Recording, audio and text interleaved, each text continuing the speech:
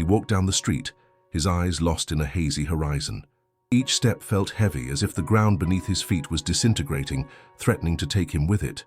The silence that surrounded him was deafening. Inside, a storm was brewing, threatening to shatter him into 1,000 pieces. He had tried to move forward as everyone expected, as he expected of himself, but the truth was that he felt weaker, smaller. The expectations, the unrealized dreams, the broken promises, all of it accumulated, weighing down on his shoulders in a way he didn't know how to bear. It was in that moment, at the peak of his loneliness, that he shouted. A scream that escaped his throat without warning, a wordless plea but clear enough for anyone who might be listening. And in that instant, his name echoed in the air, not from his own lips but from the mouth of another person. You. It was strange how his name somehow seemed so powerful when spoken by the one calling him. He didn't know if it was the weight of the situation or the desperate need to cling to something, to someone. But in that shout, there was something deeper. There was a piece of himself there, stripped bare and vulnerable. And in that moment he realized that, deep down, he believed you could be the salvation. He had never been one to show weakness. He always maintained his composure, always had the right words, a steady gaze. But no one knew what went on in his mind when he was alone. The pressure of being someone for others, of always having answers, of always seeming invincible, ultimately consumed him in a silent way. He constantly questioned whether he would ever be enough, whether he would ever have the courage to be true to himself, without masks, without expectations. His relationships, although mostly superficial, had always reflected that internal struggle. He kept people close, but there was an invisible wall between him and others. Connections were quick, but never deep. When he felt he could open up, that he could finally drop his defenses, something would hold him back. The fear of being rejected, of not being understood, of being too vulnerable. But something changed in that moment. Something in the shout, in the sound of his name echoing in the air, made him feel an internal upheaval. A mix of fear and hope washed over him. He didn't quite understand what it meant, but deep down he knew you were there as someone he could open up to, someone who could understand his anguish. He needed you more than he realized. The shout was more than a cry for help.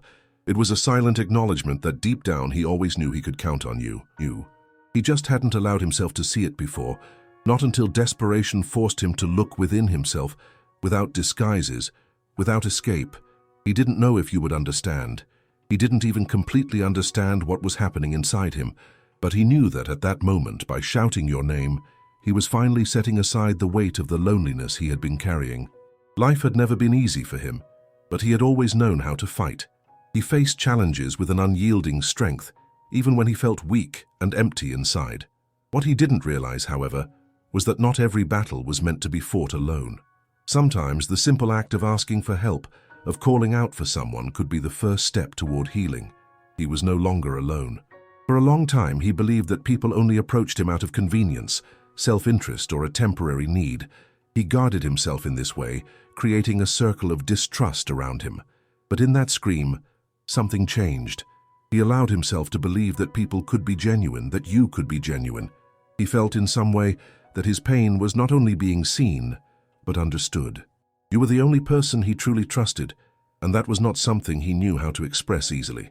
There was something about you, perhaps a calmness or a quiet strength, that made him feel like he didn't need to explain himself. He didn't have to be perfect for you. He didn't have to be the person everyone else saw. With you, he could just be himself. And that was all he needed, even without realizing it until that moment. He didn't allow himself to need anyone. Pride, perhaps, was the greatest enemy he had. For years he believed he could handle everything on his own, that his pain was something he should carry without anyone knowing. He didn't want to appear weak. He didn't want to be a burden to others. But that night, he screamed.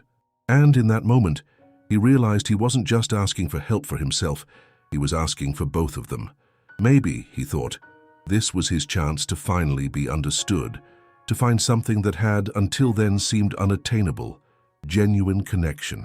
The silence between them was heavy but not uncomfortable. He didn't know what to say, but knew that something had changed. Perhaps for you that scream didn't carry the same weight it did for him, but for him it was a turning point. He had opened up, he had asked for help, and for the first time he felt that there was someone by his side to listen. Sometimes life puts us in moments of extreme vulnerability to help us realize what truly matters.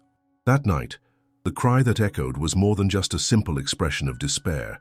It was the recognition that, in pain, struggle, and loneliness, he had finally found something valuable. Not the end of pain, not the solution to all his problems, but the understanding that by allowing himself to be vulnerable, he was taking the first step toward true connection. Now looking back, he understands that moment was not just a cry for help. It was a silent plea for you to be there.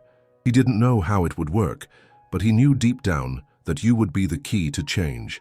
He was no longer alone. I ask you, would you understand what he was feeling?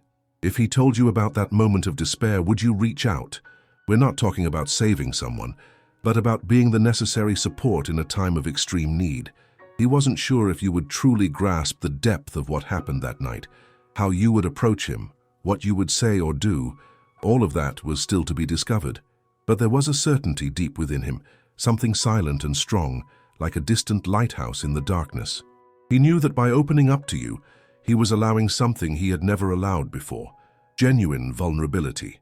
Over time, the shadows of fear and uncertainty began to dissipate, not because the pain had disappeared, but because for the first time, he was allowing someone to see him as he truly was, without masks, without the defenses he had always put up to protect himself. That cry had been the beginning of something new, something he never imagined was possible, a way to face life more honestly, more rawly. You, on the other hand, found yourself overwhelmed by a jumble of feelings. You had never imagined he would go through something so intense, so deeply personal. The image you had of him was of someone strong, someone who was always in control, someone who seemed capable of anything. But in that moment, you understood that he carried a weight, a pain that only he could quantify. And more than anything, you realized that he had chosen you in some way to share that moment of vulnerability. He had called out your name not by chance, but because deep down he believed that you could be the key to something he still couldn't define, the freedom to be who he truly was. The relationship between you two was not built all at once. It wasn't a magical transformation. What happened that night was just the first step along a long road of discoveries. Bit by bit, he started to open up more. Perhaps hesitantly, still with fears, but gradually he began to relent. You became the person he could look to and see, in your eyes, a reflection of what he feared most: acceptance. He learned more than anything else that true strength does not lie in hiding pain or keeping everything silent. His true strength was allowing himself to be seen, to be understood. The pain was still there, yes, but its weight was less unbearable because now he knew he didn't have to carry it all alone. And that, in itself, brought a sense of relief he never knew was possible. But what no one knew was that by opening up to you, he wasn't just seeking support. He was trying to understand something much bigger within himself. Why, even in moments of pain, his name called out for yours. What did that mean? What was it between you two that made him think you would be the one capable of understanding his deepest anguish? Maybe it was the fact that you had always been there, even if in silence. Maybe it was your calmness, your way of seeing the world without rushing to judge it, without rushing to put it in boxes like everyone else did. To him, you were a safe harbor, a stable presence amidst the chaos. He couldn't express this in words, but he knew that at least in that moment of crisis, it was you he wanted by his side. It was you he believed could somehow help him understand what was happening inside him, and that more than anything else was terrifying, because he had never known how to ask for help, because in his mind, asking for help meant weakness. He always thought he needed to be strong, always. But there, with the weight of fragility on his back, he discovered that asking for help was not a sign of weakness, but an act of courage, and by doing so, he allowed himself to grow. The following weeks brought a new dynamic to your relationship. It was not a sudden transformation, but rather a gradual change. He, who had been so closed off, started to open up, albeit cautiously. And you, in turn, knew how to navigate this new dynamic. You didn't pressure him, didn't force him to talk more than he was willing to, but with each conversation, with each gesture, you offered him something he didn't know how to seek: understanding without judgment. But the transformation didn't only happen to him, it also happened to you.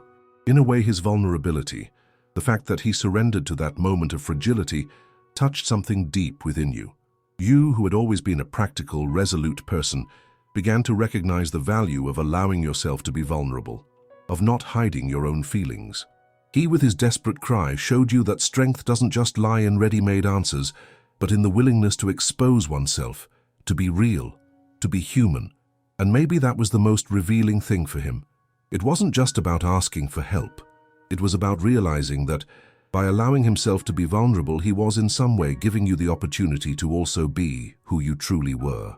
He was letting go of the idealized, the perfect, and becoming just himself, with his flaws, his fears, his insecurities.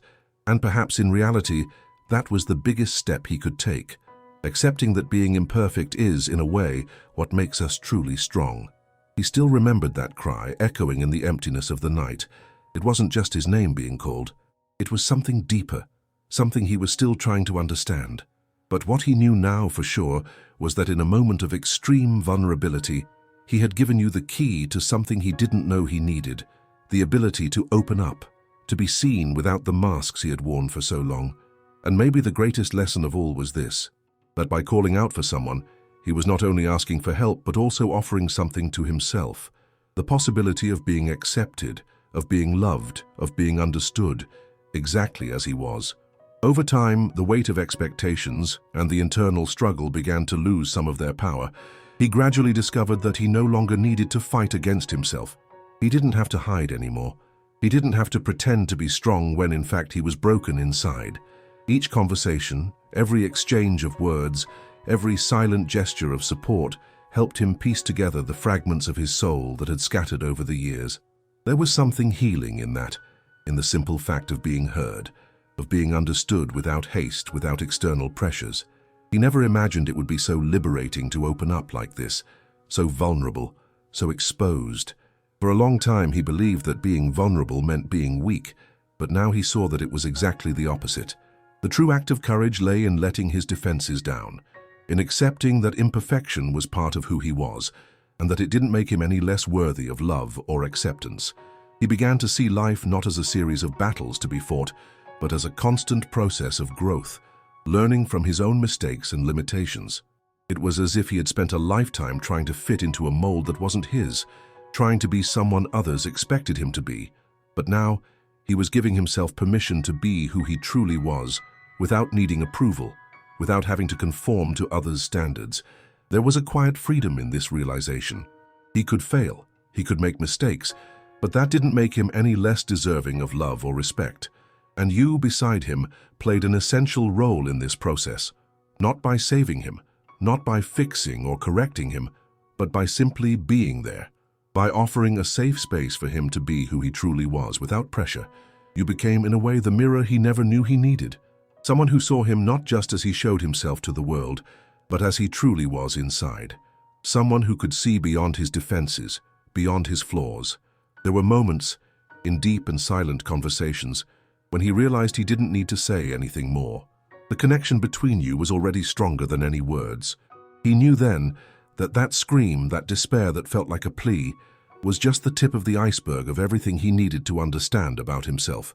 By opening up to you, by allowing himself to be vulnerable, he not only found support, but also found himself. And so his story continued to unfold, no longer in search of a strength he felt he needed to prove to the world, but in search of an inner peace that he finally found. Not because he had become someone perfect, but because he had finally learned to be true to himself. Vulnerability, instead of being a sign of weakness, became the key to his inner strength. Now he understands that more than anything else, true strength comes from knowing that you don't have to face your struggles alone. Sometimes all it takes is someone who, in a quiet way, sees you for who you really are. And this, more than anything, made him finally believe in the possibility of healing, growth, and new beginnings. You were, unknowingly, the turning point he desperately needed. The name shouted in that moment of despair, the silent search for help, was just the beginning of something greater, something he was still learning to recognize, the importance of allowing himself to be vulnerable, of letting someone see him as he truly was, without embellishments, without masks, without barriers. And in the end, perhaps the greatest revelation he had was this, that by opening up, he not only found in you someone to lean on, but also himself. Share your thoughts. Have you allowed yourself to be vulnerable? How can being honest with your feelings transform your life? Leave your opinion in the comments. In